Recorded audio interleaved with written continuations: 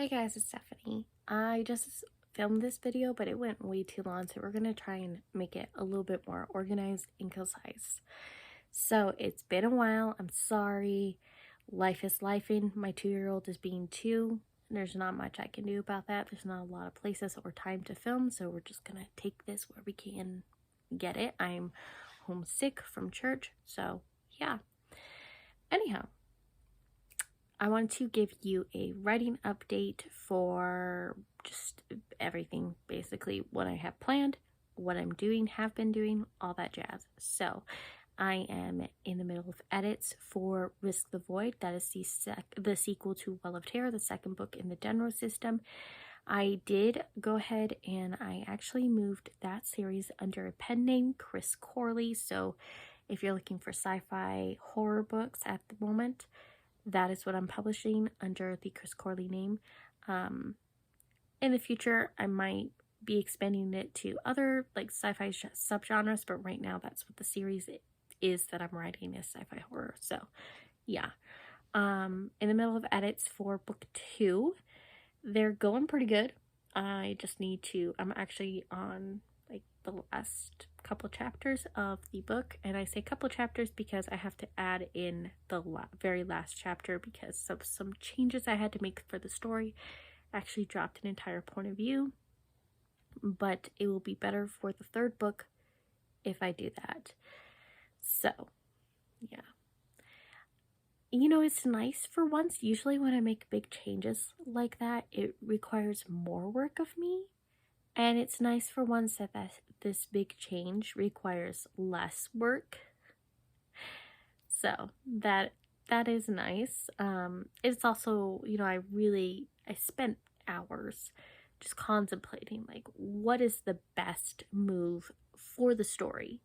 You know, not what would make Stephanie's life easier, because that was an easy question, but what was right for the story. And I spent a lot of time talking to my alpha reader, and through talking to them and then just thinking about it myself, I decided, you know what, I'm going to drop the second point of view from Risk the Void, and it's gonna do a lot of things that I think are good for the story. So yeah, that's what we're doing there.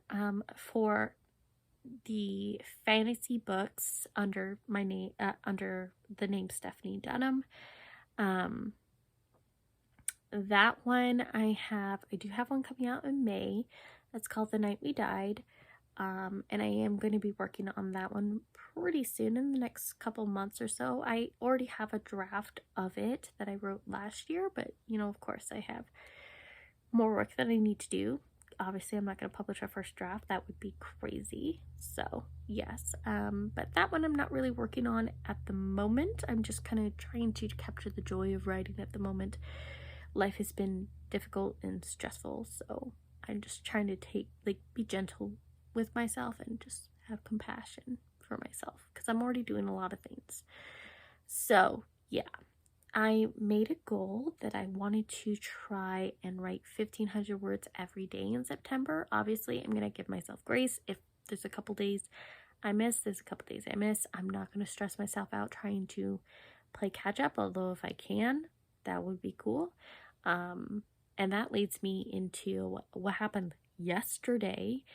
So yesterday I was talking to my husband and I was like, you know, I've always really wanted to try my hand at a young adult romance book, but I have a hard time, like I can come up with plots and all these scenes for sci-fi and fantasy books, and I have a lot of fun doing that, and it's really easy for me. Characters oftentimes just kind of pop up fully formed, and then in the writing process I refine what I have on the page to who they actually were originally supposed to be a lot of the time, or I learn more about the character that did pop into my head. So it's more of a discovery of the characters, but also the characters are who they are a lot of the time, and that's really cool and really useful for me when I'm writing those genres. But that has not happened to me with a contemporary book. Now, caveat, I've only ever written one contemporary book. No, 2 contemporaries. One was a mystery, and the other was like a young adult contemporary. There was a romance in it, but it wasn't strictly a romance. So, I decided I was gonna to sit down, and I was like, what would this even look like? How would I even tackle this? And so I brought out some good old character sheet work, which I don't really do much anymore. It was something I did when I first started writing. Now if I have a character sheet, it's usually just like for reference material. It's not for actually building a character. Um, but for this contemporary idea, I could not just visualize characters popping up, because I'm like, okay, it's set in the real world, now what?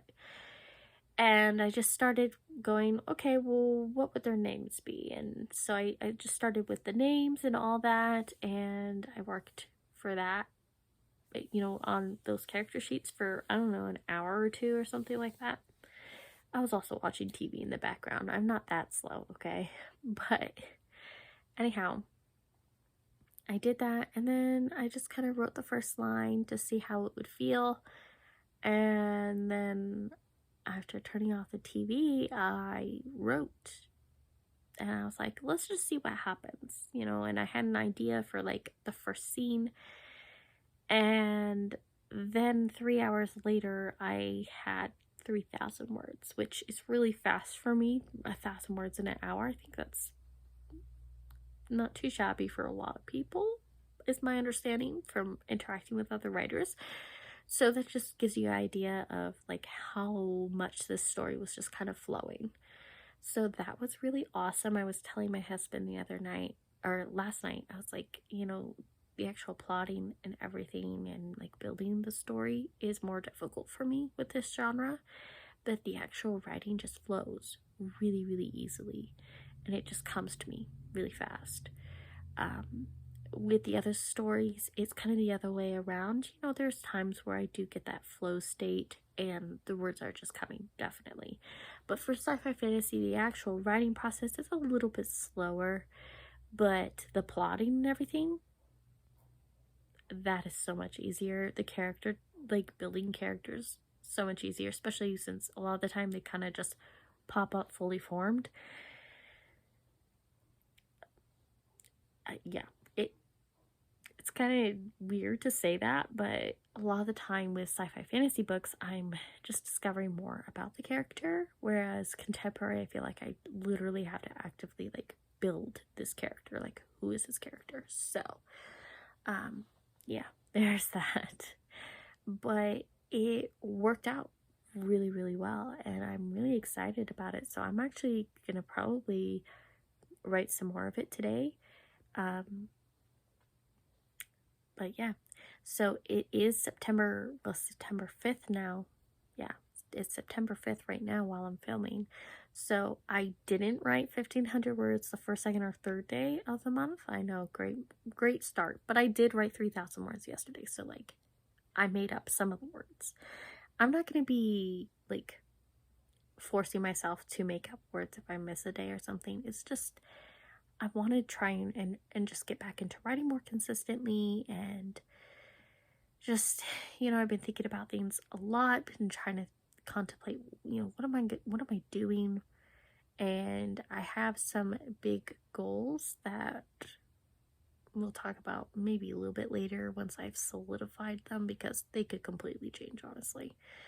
Right now, I'm just trying to have some fun while I have a little bit of breathing room between a couple projects. Risk the Void I think, is pretty much on track. It's going to be a little bit tighter than I would have hoped, but we're on track for an October release.